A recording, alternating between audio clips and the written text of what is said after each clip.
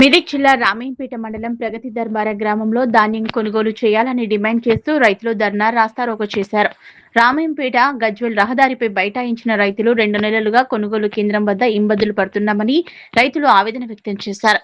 ఓవైపు వర్షాకాలం ముంచుకొస్తున్నా దాన్ని మాత్రం కొనుగోలు చేయటం లేదని అధికారులు స్పందించి వెంటనే ధాన్యం తరలించాలని కోరారు.